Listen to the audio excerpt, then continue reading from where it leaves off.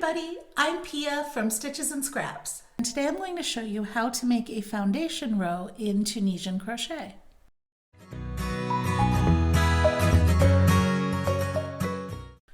We're going to start by making a chain.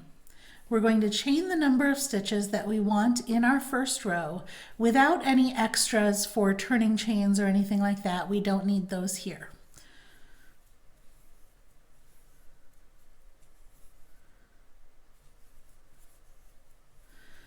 Oops, it's slipping on me today. There we go. I have 10 chains that I'm going to start with for this swatch. So before we do our foundation row, let's take a look at single crochet stitches because it's actually very similar. With a single crochet, what you do is you start in the second chain, right? You don't start in the first one. You start in the second chain, and the first thing you do is put your hook in, whether it's in the top loop or the back bump, whatever you're doing, put your hook in and pull up a loop in that chain. So that's the first part of the stitch.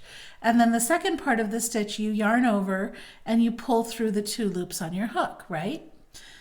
In Tunisian, we're going to do those exact same 2 steps, but we're going to break them apart. First, we're going to go through and pull all the loops up all the way across the chain, and that's called the forward pass when we move forward this way. Then we're going to do a return pass where we go back this way and work those off of our hook. So let's start with inserting our hook in the back bump in the second chain and pull up a loop.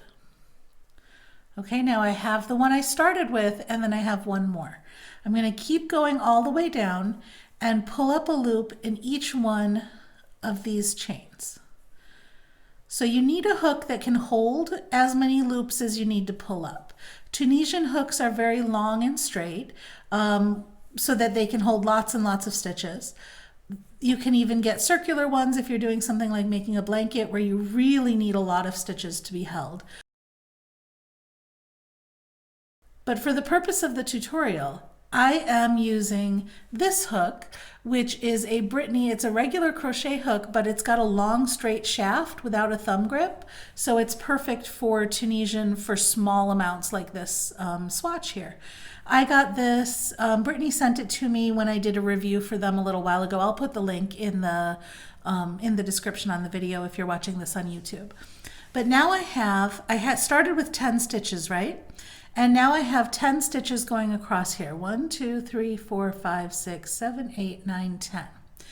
So this loop that was on our hook at the beginning, that counts as the first stitch, which is why we didn't pull up a loop in that first chain because we already had this one here.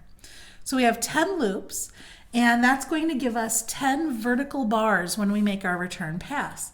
So let's make our return pass. For the return pass, we're going to work the stitches off 2 at a time, but we don't want to decrease. So to get us started, we're going to start with a chain. And you're thinking, I've got 10 loops on my hook. How do I do a chain? Well, remember what a chain is. A chain is yarn over and pull through 1 loop, correct? So that's how we do a chain. We yarn over and we pull through just the first loop. That gives us a little bit of height, and it makes sure that we have 10 stitches when we're done and we're not decreasing by working 2 at a time. So now we start to work them off 2 at a time. Yarn over and pull through 2 loops, just like if you were finishing a single crochet. Now you see this is our first stitch here and this is our second stitch here. So that chain gives us our first stitch or last stitch depending on how you're looking at the row. So now yarn over and pull through 2 and do it again. Yarn over and pull through 2. Yarn over, pull through 2. Yarn over, pull through 2. Yarn over, pull through 2. Just a few more times and then we will be done with this first row. Okay, so now let's take a look at the parts of our first row because that'll help you when you look at the future videos on working the rest of the Tunisian stitches. So if you look what we have here, you'll see that, and it's curling a little bit. Tunisian will curl, but it's starting to curl a little bit. But you'll see that we have these vertical bars, right? These are our stitches. each one is actually a loop that's turned kind of sideways. Do you see that loop there? There's a front loop to it and a back loop to it. So there's the front loop, there's the back loop. So those are the vertical bars of our stitches.